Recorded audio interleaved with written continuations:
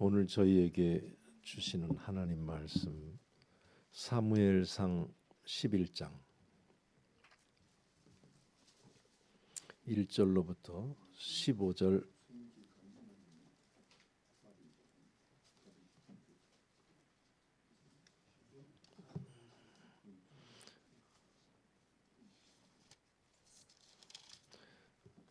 11장 한 장 말씀입니다.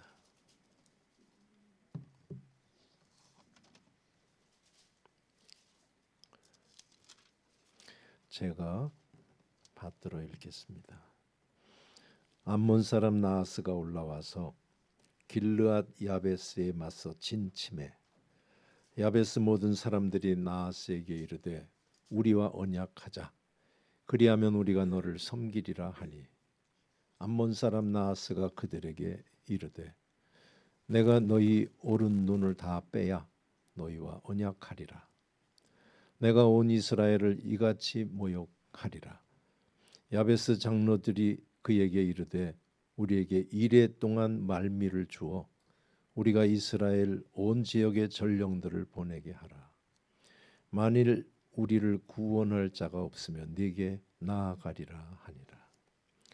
이에 전령들이 사울이 사는 기브아에 이르러 이 말을 백성에게 전하매 모든 백성이 소리를 높여 울더니 마침 사울이 밭에서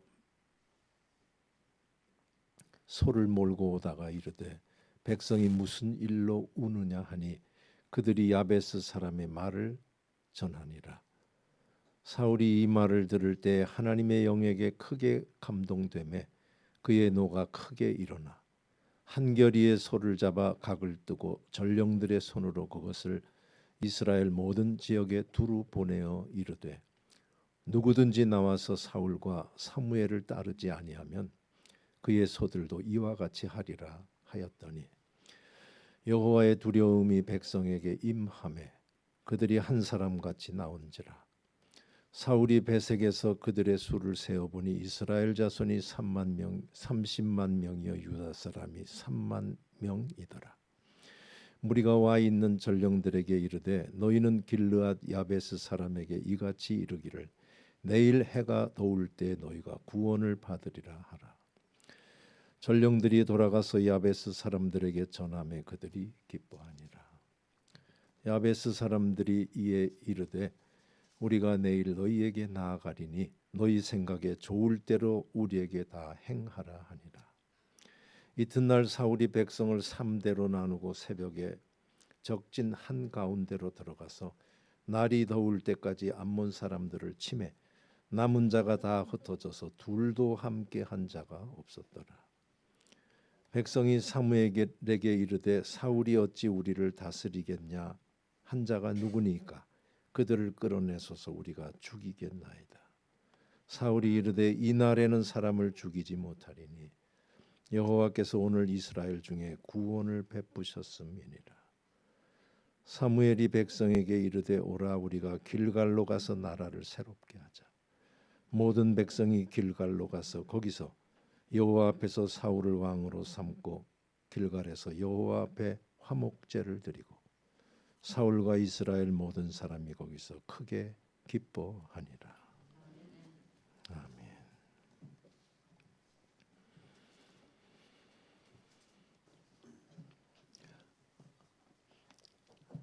암몬 사람 나하스가 올라와서 길르앗 야베스에 마주하고 진을 쳤다라고 본문 맨 앞이 말씀을 합니다.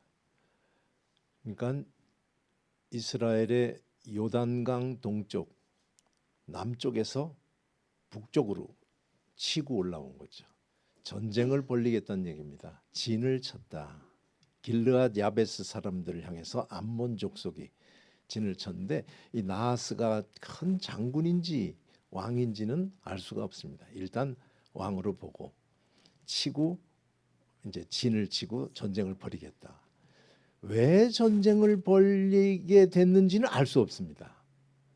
근데 확실한 거는 이 전쟁의 뒤에는 항상 아름다운 이름이 있습니다. 나는 못된 짓을 할 테야 하고 전쟁을 하는 게 아니고 전쟁의 뒤에는 항상 미명이 있어요. 나라와 민족의 소리가 이상해요. 저걸 좀 꺼야 될 것 같아요. 충돌이 일어날 때가 있나 봐요. 우리 민족의 안녕, 공동 번영, 뭐 다양한 아름다운 얘기들이 있습니다. 그러니까 설득도 되겠죠. 이 전쟁을 하러 올라온 소리를 듣고 길르앗 야베스 사람들이 가서 우리 언약하자, 화친하자. 그러면 우리가 섬길게. 이렇게 얘기했답니다. 그랬더니 나하스가 하는 소리가 너희 눈을 오른 눈을 다 빼고 나서 그 다음에 할 테야. 그 다음에 언약할게, 화친할게 그랬답니다. 이게 전쟁입니다.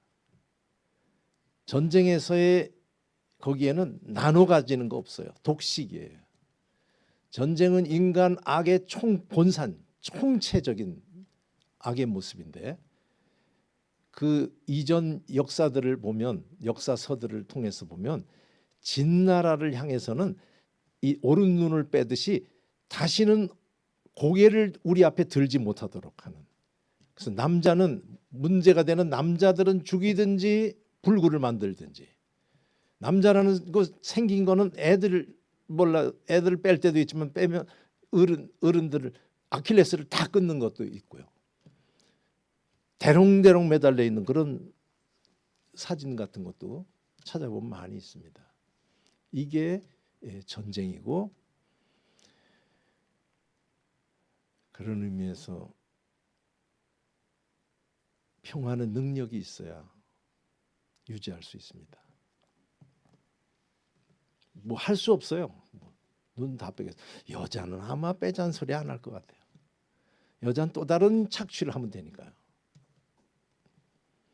그랬더니 이 소리를 듣고는 이 사람들이 길르앗 야베스 사람들이 장로들이 가서 얘기를 했나 봐요. 우리 그러면 일주일만 시간을 달라. 그래서 우리가 온 지역에다가 우리 사정을 알리고 정말 우리를 구원할 자가 없다면은 우리가 너에게 나갈게라는 게 무슨 소리인지 알겠죠? 눈 다 빼러 나가겠다 이거예요. 별 수 없어요. 이해되죠? 남자들은 이해 잘 되죠. 지면 끝입니다. 거기에서 무슨 이의를 달 수 없어요. 이런 얘기 하면 할 얘기가 많습니다만 생략하고. 그랬더니 그걸 받아들였나 봐요. 그래 전령들을 다 보냈답니다. 전령들을 온 지역으로 보낸다니까 전 지역에다 다 보냈다고 해야 되겠죠. 그런데 그 중에 어떤 전령이 사울이 사는 기브아에 갔대요. 기브아에 가서 그 얘기를 그대로 전했죠. 이제 우리 눈을 다 뺀단다. 그랬더니 길르앗 야베스 사람들의 소리를 듣고는 그 기브아에 있는 사람들이 막 목 놓아 울었대요. 울었다는 뭐 거기에 대항할 힘이 우리가 없으니 뭐 이런 마음도 있겠죠. 그때 마침 사울이 이게 소를 몰고 오다가 그 소리를 들었대요. 사울이 누구예요? 우리 아시죠? 사울은 온 이스라엘 사람들이 모여서 하나님 앞에 기도하고 결단을 하고 뽑고 뽑아서 된 왕이에요. 왕이 지금 뭐 하고 있다고요? 소를 몰고 왔대요. 야, 이거 꿈 같은 거예요. 저는 이 말씀을 생각을 하면서는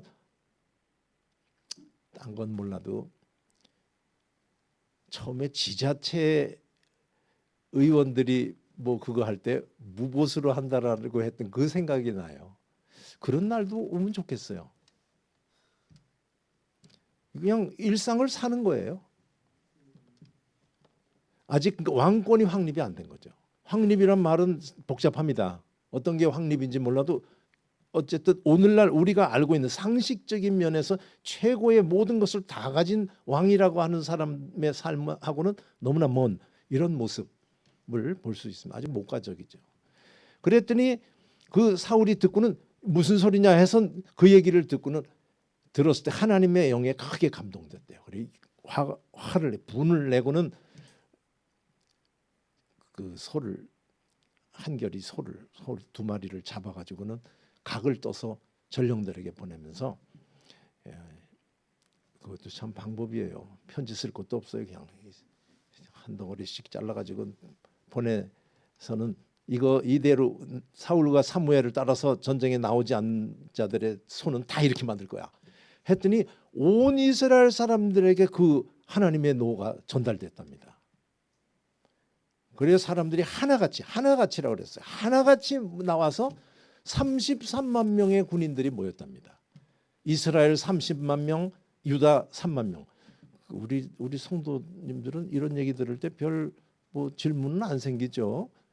근데 이스라엘을 나중에 다윗이 죽고 솔로몬이 죽은 다음에 이스라엘이 갈라졌을 때 두 개, 남쪽에 있는 두 개의 지파 빼놓고 10지파 북쪽 해서 남쪽 유다, 북쪽 이스라엘 두 왕국 시대가 됩니다.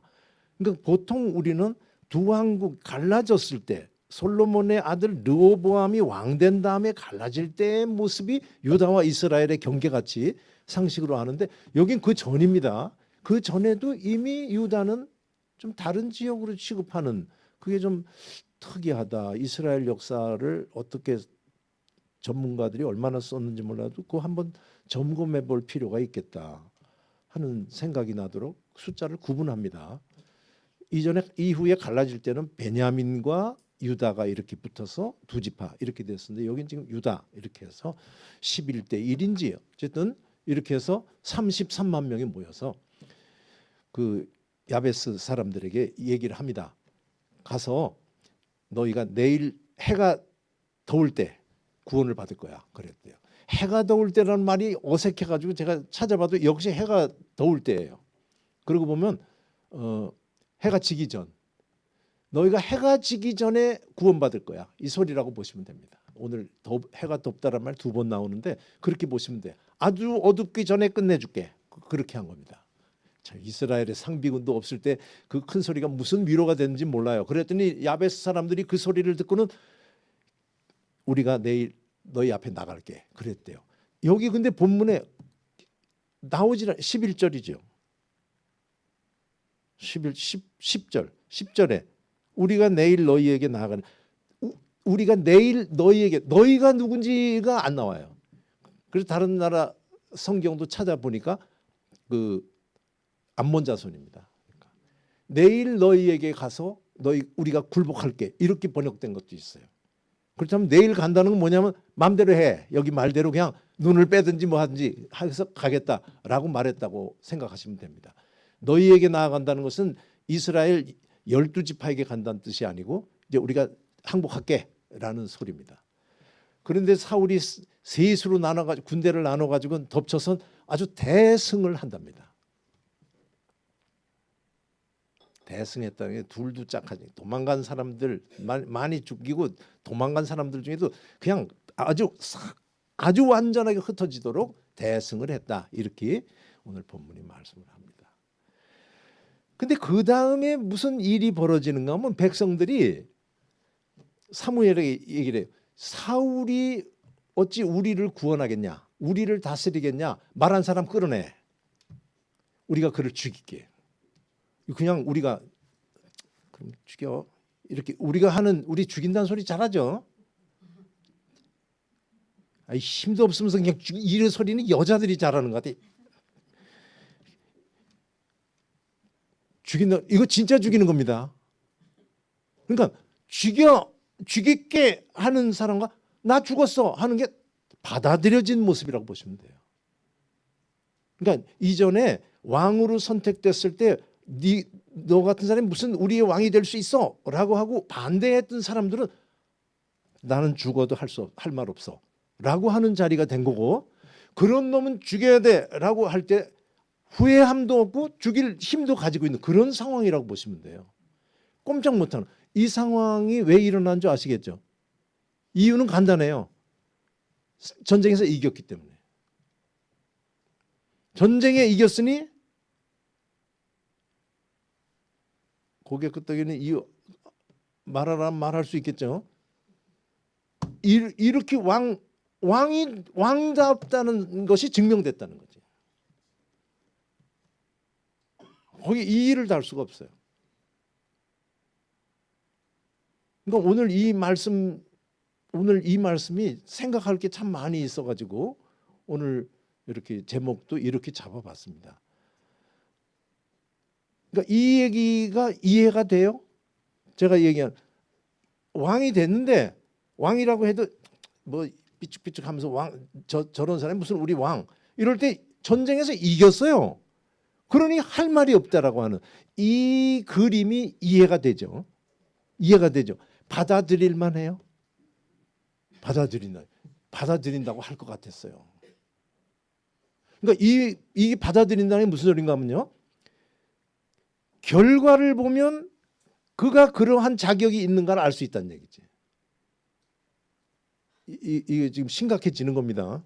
그러니까 그가 열심히 살았는지는 그의 삶에서 일어나는 열매를 보면 알게 돼. 마음 편해요? 그러니까 열심히 산 사람, 의롭게 산 사람의 마지막의 모습은 의로워. 그 사람의 자녀들이 되는 모습을 보면 그가 하나님을 잘 믿었는지 안 믿었는지 알 수 있어. 이런 거죠. 결과가 좋으면 다 좋은 거야. 세상은 그래요? 세상 일이 그렇게 돼요? 전도자는 그렇게 얘기했어요. 야, 참 세상이 헛되다. 의롭게 산 사람의 마지막을 보면 죄인같이 마지막이 되고 죄인으로 산 자의 마지막을 보니까 의인 죽듯이 죽더라. 그러니 너무 의롭지도 말아라. 이 땅 그렇게 권선징악 심은 대로 걷는 것이 아니더라 라고 얘기했어요. 정신 차리고 동의를 하셔야 돼요. 열매를 보면 그 나무를 알지니 라고 하는 거 사람에게 적용하면 굉장히 곤란합니다. 오늘 본문은 뭐라고 표현해요? 아주 사울이 딱 얘기했어요. 오늘 사람 죽이면 안 돼. 왜냐하면 여호와께서 우리에게 구원을 베푸셨기 때문에. 뭐라고요? 이 전쟁 누가 이겼다고요? 하나님이. 우리 알잖아요 그거. 그러니까 머리를 또 끄덕끄덕 할 때 조심해야 돼. 구원을 하나님이 이루셨는데 하나님이 이루신다 고백하는데 여기에서 보면 이야 이런 왕에 대해서 이단 놈들은 죽여야 돼 하니까 나는 죽어야 돼. 정말 죽이려고 할 정도로 결과가 좋으면 꼼짝을 못하는데 이 땅은 그렇지가 않대요. 긴 얘기할 거 없지 않겠어요? 예수는 의인이에요, 죄인이에요? 그건 알죠. 그런데 예수님 죄인의 모습으로 별 볼 일 없는 사람들에 의해서 죽임당했어요. 이것을 따라가는 이게 기독교입니다.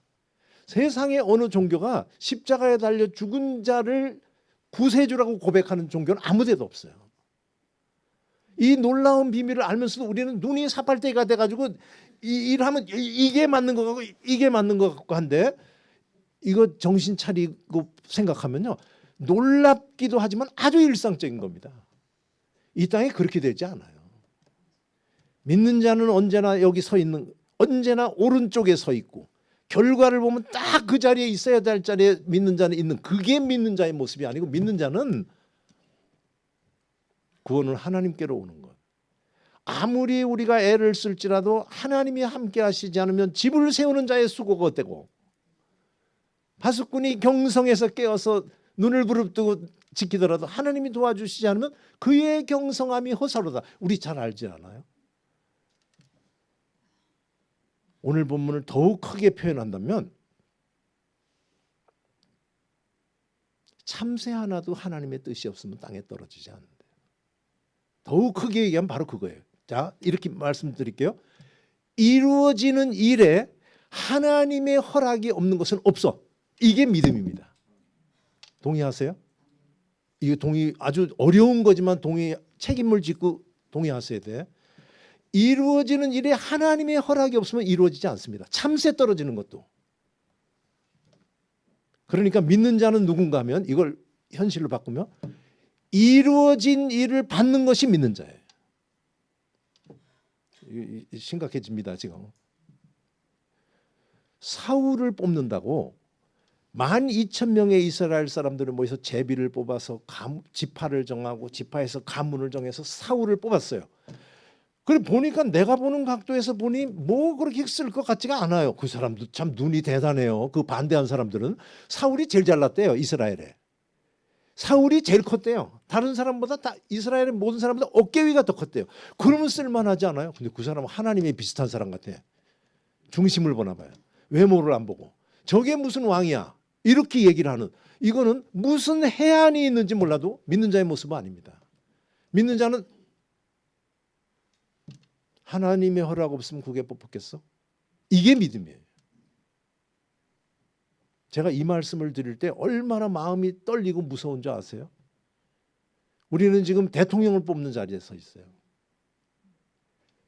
이루어지면 그건 하나님이 해주신 거예요. 하나님이 허락 없으면 안 됩니다.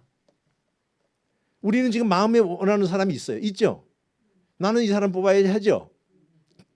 그 다음에 이게 내 마음에 원하는 것이 안 되면 뭐 이래 세상에 하나 더 나가면 계셔 안 계셔 뭐 이럴지 모르는데 반대입니다. 믿는 자는 그 결과를 가지고 세상도 때려잡고 하나님도 때려잡는 게 아니고 믿는 자는 받는 거예요. 하나님은 악도 사용하시고 실수도 사용해요. 이스라엘의 역사 보시기 바라요. 아시리아라고 하는 하나님께서 기뻐하지 않는 그들을 들어서 이스라엘을 가르치고 바벨론을 들어서 가르치고 또 이스라엘과 관계없는 신앙 없는 페르시아의 고레스라는 사람을 통해서 또 바벨론의 포로들을 고국으로 돌아가게도 하고 하나님 필요할 때 다 사용합니다.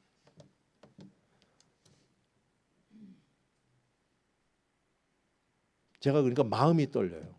받아? 기쁘게 나도 받을 수 있어? 그러다 보니까 조금 더 가니까 이북도 생각이 나요. 하나님의 허락 없으면 그런 그게 나라예요. 나라? 저 정말 오늘 아주 그냥 원색적으로 얘기하고 싶어요. 우리 아버지는 11남매 첫째였어요. 혼자 넘어왔어요. 우리 어머니 혼자 넘어왔어요. 근데 저는 이북 몰라요. 알아야지. 어떻게 3대를 그렇게 하고 아직까지도 밥을 못 먹고 하는 그런 거기도 기도하고 하겠지만 현실입니다. 그것도 하나님의 허락 없이는 안 돼요. 이게 신앙입니다. 네네. 오늘 말씀이 참 무서워요. 저는 여호와께서 구원 주신 거야. 이거 하나님이 허락한 거야. 하나님이 허락한 거를 이제 뭐 찍어봐야 알아요? 제비 뽑아서 하나님이 그걸 왕으로 줬을 때 받는 거예요. 이게 신앙입니다. 이 이후에 사울은 하나님한테 버림받아요. 전 지금도 미스테리, 뭐 미스테리가 한두 가지예요. 왜 사울을 택했을까? 사울을 잘라버릴 때 택했다가 잘라버리는 이거는 참 얼마나 슬픈지 사무엘이 사울 버림받은 다음에 그렇게 울어요. 너무너무 슬퍼하니까 하나님이 그만 슬퍼해. 다음을 도모해라 그랬어요. 사울 버림받는 건 참 마음이 아픕니다. 왜 하나님이 그를 택했는지 그 시점에 그가 필요해서 그건 우리는 알 수 없습니다. 우린 결과가 오면 받는 거죠. 그럼 우리는 어떻게 살아야 돼요? 이렇게 턱 들고 사는 거예요. 그냥 구원의 날, 결과가 오는 날 부끄럽지 않게 살아야 돼요. 크게 두 가지입니다. 우리의 지정의를 동원해서 우리가 원하는 것을 이루려고 최선을 다해야 되죠. 그리고 기도해야 되죠. 우리 믿는 자 그 두 가지를 하면 됩니다. 그 구원의 날 부끄럽지 않을 만큼 후회함이 없을 만큼 살아야 되는 것이 우리의 과제예요. 아, 그때 내가 왜 그 수를 안 썼을까? 이런 소리 하지 않도록 하는 성실하게 내 앞에 있는 목표를 정확하게 잡고 하나님 앞에 잡고 그것을 이루기 위해서 포기도 하고 손도 잡고 해나가며 일을 만들어 가야 되는 이거를 버리라는 건 아닙니다. 우리에게 육신을 주신 하나님께서 이 땅에 육신의 삶을 살아가는 그 사회 속에서 우리의 할 일을 우리도 해야 돼요. 거기다가 하나님께 우리 원하는 게 이거예요. 그래서 기도해야 돼요. 그 다음에 결과가 왔을 때 받는 거죠. 예수님은 기도 안 했어요. 살려달라고. 그래서 그렇게 살다가 주어질 때는 하나님께 기쁨으로 침을 꿀꺽 삼키고 기쁨으로 받으며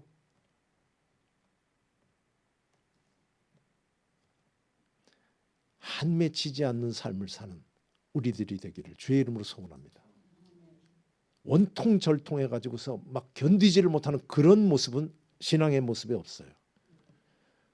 사도 다윗이 도망 다닐 때 400명이 함께 모였는데 그 모인 사람들이 다 한 맺힌 사람들이란 말이 있어요. 성경에 보면. 그래서 한 맺힌 것을 또 이렇게 하는 목사님도 있어요.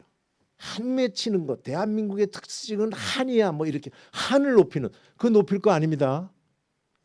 신앙인은 한과 관계없어요. 신앙인은 정리하는 거예요. 하나님이 주셨구나, 받는 거예요. 무슨 뜻이 있겠지. 그러기에 무슨 일 앞에서도 우리는 평강을 유지하는 거지. 아, 하나님이 나를 불쌍히 여기셨구나 하고 받을 수 있고, 하나님 무슨 뜻이 있으시겠지 받는 겁니다. 각오하는 우리들 되기를 주의 이름으로 소원합니다. 그리고 이런 삶을 살아야지 하는 마음으로 다시 한번 누수가 없도록 하는 우리들이 되기를 주의 이름으로 소원합니다. 그 다음 말씀이 계시 같아요. 사무엘이 와라, 길갈로 가서 나라를 새롭게 하자. 성경에 있어요. 나라를 새롭게 하자. 우리가 나라를 새롭게 하자. 우리 대한민국이 대통령을 선출한다라고 하는 것은 지금 벌써 8명에 될 때까지 대통령을 직선하고 있지만,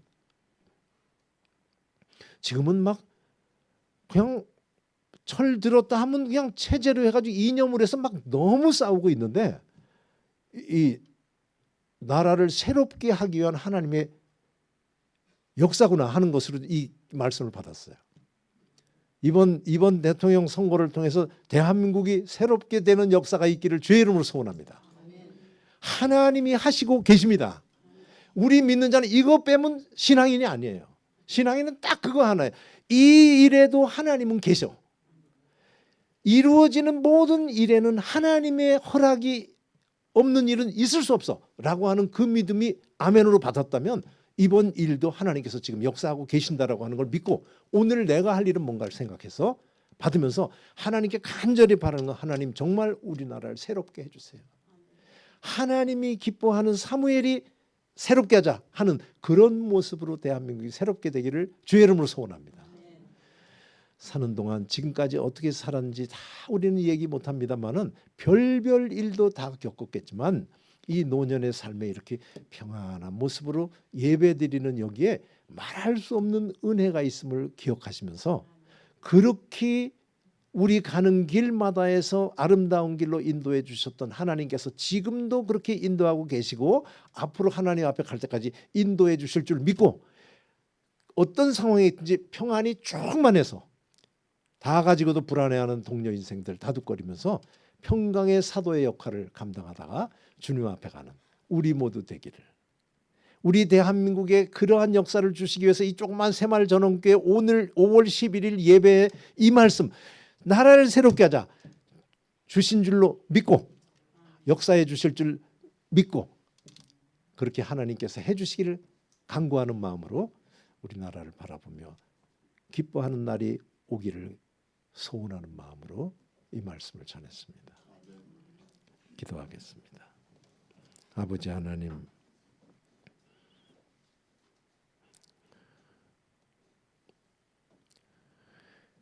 매일 겪는 일 앞에서도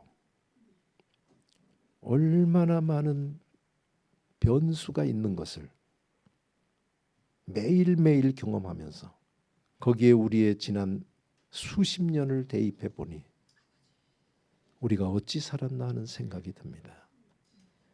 딱 가진 건 믿음 하나 가지고 하나님이 인도하시니 감사합니다 하고 받은 게 오늘의 우리의 평안하고 여유 있는 오늘의 삶이 된 줄로 믿고, 아버지 하나님께 진심으로 감사드리면서 끝까지 믿음답게 믿음에 걸맞는 삶 살아가는 우리 되게 해 주시옵소서. 일어나는 모든 일 뒤에 하나님의 손이 있어서 마음이 편합니다. 내 마음이 중요한 것이 아니고 하나님 마음이 중요한 줄 믿고 저희들이 눈물을 흘리면서 침을 삼키면서 하나님 주신 것을 받으려고 마음을 먹었사오니 불쌍히 여겨 주시옵소서. 이 나라와 함께하여 주시옵소서. 우리 하루하루의 삶에 같이 하여 주시며 믿음 없는 자들과 달리 평강과 기쁨이 매일매일 충만한 삶 살다가 주님 앞에 가는 우리 되게 해 주시옵소서. 예수님의 이름으로 기도하옵나이다. 아멘.